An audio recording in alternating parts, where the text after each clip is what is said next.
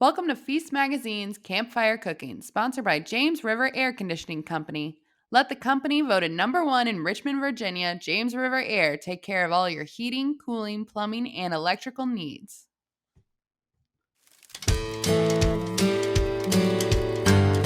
Hey everybody, it's Cat, and I'm in the kitchen today to show you how to make yogurt marinated kebabs. This is great for your backyard fire pit, your grill, or obviously a campfire. And it's very forgiving because the yogurt is something that you want to allow to marinate on your meat for a good amount of time, a few hours, even overnight. So if you are going on a camping trip, you can pack it the night before and then bust everything out once you get to your campsite and get cooking. I'm going to cut up some pork and some chicken. I'm using chicken thighs, boneless, skinless, and I'm using the thigh rather than the breast because it's more forgiving at high heat, but if you prefer breast, that's fine. Also, thighs do taste better. They have more flavor. And as far as the pork, I'm just using boneless pork chops, and I'm going to cut the chicken into thin strips, and I'm going to cut the pork into cubes.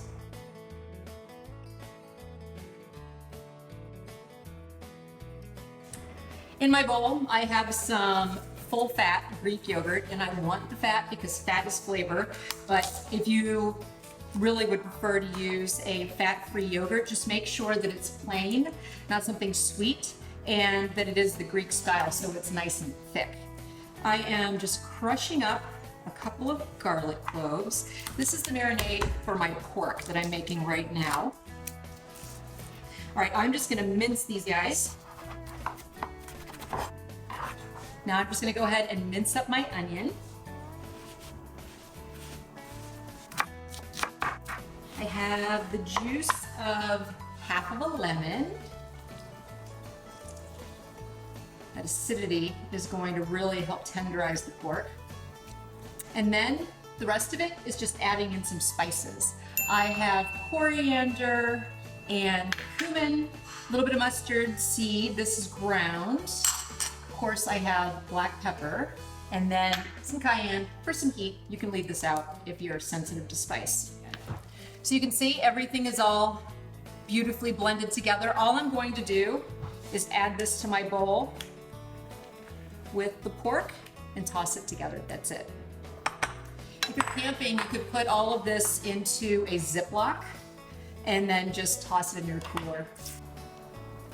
I want this to sit for, at least a couple of hours. You want the yogurt to work its magic.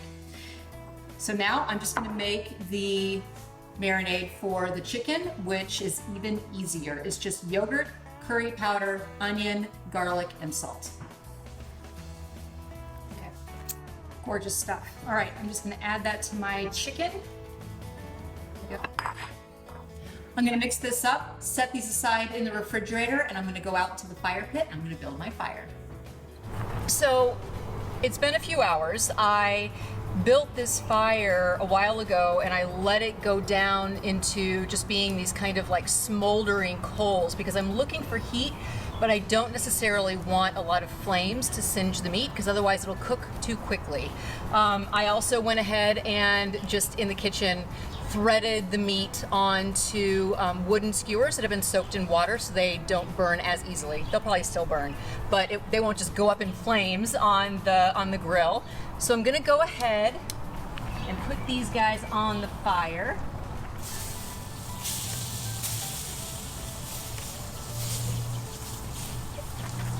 And I'm gonna serve these in pita with some tahini sauce and red onion and spinach. And you could do some kebabs of veggies. You could throw a foil packet of potatoes, onto the coals as well. There are a lot of different ways that you can serve these up, but I love the flavor of tahini with this yogurt marinade, so that's the direction that I'm gonna go in.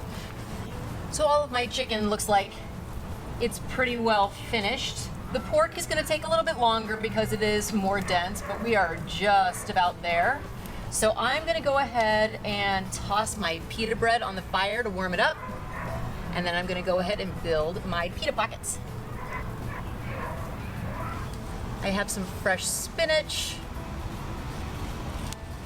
Stuff that in there. A little bit of slivered red onion.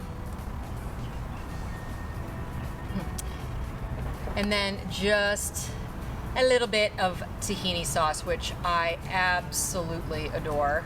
And if you're looking for the recipe for that, you'll find it along with all of the other recipes right here on this site. Thank you for joining me around the campfire for this wonderful handheld treat, and I'll see you next time.